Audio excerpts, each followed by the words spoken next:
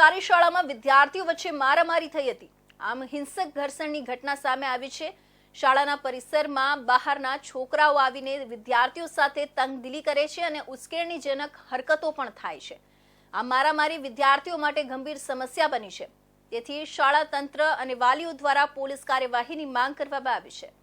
સેલવાસ ટોકરખાડા સરકારી શાળામાં વિદ્યાર્થીઓ વચ્ચે હિંસક ઘર્ષણની ઘટના સામે આવી છે। શાળા નજીક કેટલાક બહારના છોકરાઓ શાળાના વિદ્યાર્થીઓ સાથે વારંવાર ઝઘડાઓ કરે છે, જેની પોલીસ કોઈ કાર્યવાહી કરતી નથી। શાળાના વિદ્યાર્થીઓ વચ્ચે થયેલી મારામારી વિદ્યા સંજોગો માટે ગંભીર સમસ્યા બની છે।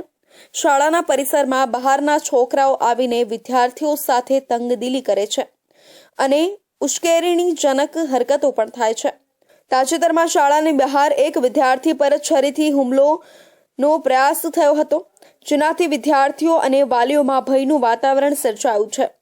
વાલીઓએ પોલીસ વિભાગને તાકીદ કરી છે કે આવી ઘટનાઓ પર યોગ્ય કાર્યવાહી થાય। શાળા તંત્ર અને વાલીઓએ માંગણી કરી છે કે પોલીસ સ્ટેશનમાં આવા કેસો નોંધવામાં આવે અને શાળા નજીક સતત પોલીસ પેટ્રોલિંગ કરવામાં આવે। જો સમયસર પગલાં ભરવામાં નહીં આવે તો સંભવિત ભવિષ્યમાં વધુ ગંભીર પરિસ્થિતિ ઊભી થઈ શકે છે।